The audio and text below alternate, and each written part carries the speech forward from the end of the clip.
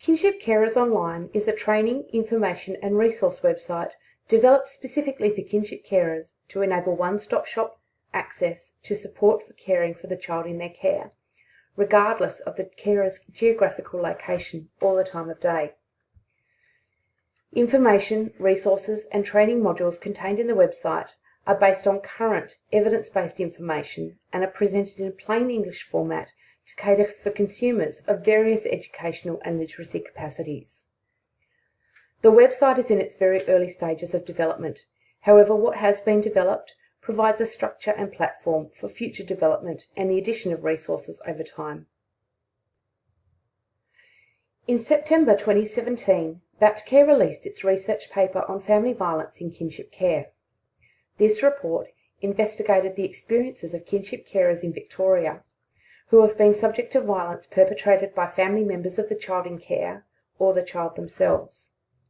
Throughout the interview process for the research, many carers identified significant barriers to accessing information, training and support. These included geographical distance, with many resources unavailable to regional carers and the cost of travel impeding access, and the clash between training times and caring priorities, such as 9 a.m. starts which coincide with school drop-off. Essentially, carers need access to training, information and resources which meet their needs and are easy to access. Kinship Carers Online aims to overcome these barriers to enable timely and relevant information and support to carers. The website has been developed to be a one-stop shop for carers and comprises 4 key elements. The home menu will provide information in regards to latest news, media releases, and as a space point to navigate for the rest of the site. The About Us menu provides information around the background and rationale of the site and the key aims. Contact information, evaluation, and feedback components are included in this menu, as well as the capacity to subscribe to email updates when new content is added to the site. The Modules menu contains training modules on key topics that carers have identified a need for further training and information. In each training module, there is a written component, a video presentation, articles and resources relating to the topic, an interactive quiz to consolidate learning, and an evaluation form to measure the functional effectiveness of the module. The Articles and Resources menu contains articles, resources, and service information, which have been identified as having potential benefits to carers. Future development of this menu includes state-based options in which service information applicable to geographical location will be made available. The Trauma Overview module provides a basic overview of the different types of trauma, their impacts, and some strategies to support a traumatised child. The video explains the links of the experience of trauma to the different stages of development, and resources are provided which outline the impacts of trauma at various developmental stages. Basic information in regards to brain development is also provided as foundational knowledge for future modules on the impact of trauma and brain development. The impact of trauma on the limbic system is introduced in basic terms as changes in a child's ability to respond appropriately to threat or danger.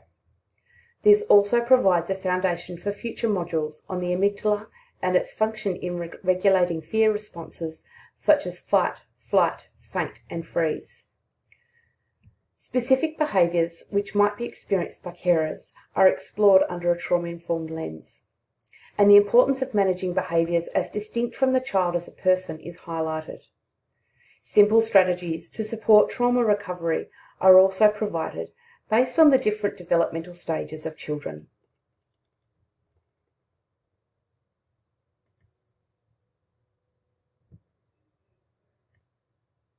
The Attachment module explores the origins of attachment theory. The video includes the classifications of the different attachment styles as secure, avoidant, ambivalent, and disorganised, and their categorisation into organised and disorganised attachment. A focus is made on the need for emotional safety as well as basic care for healthy attachments to form.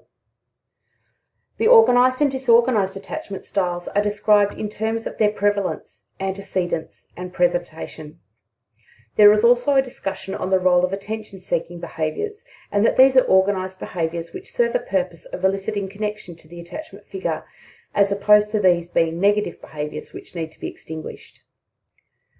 Detail is provided on specific behaviours that children with each attachment style might present with, in order to support kinship carers to recognise the behaviours and develop an informed response which is consistent with attachment-based parenting. A significant proportion of this module is dedicated to the provision of attachment-based parenting strategies.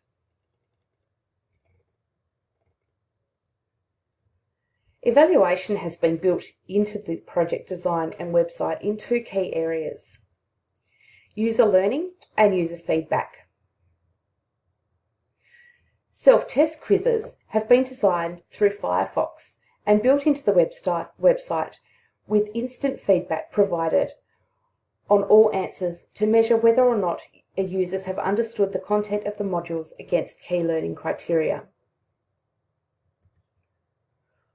Also built into the website is the facility for evaluation of the online modules and general feedback about the site.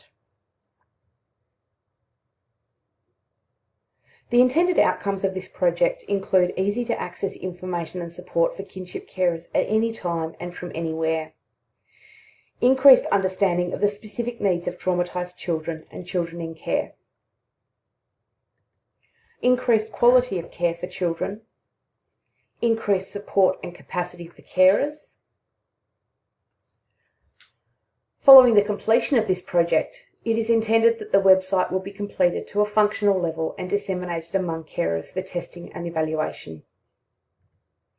Carers will be recruited to evaluate and feedback on the site content and site functionality through established networks of kinship carers.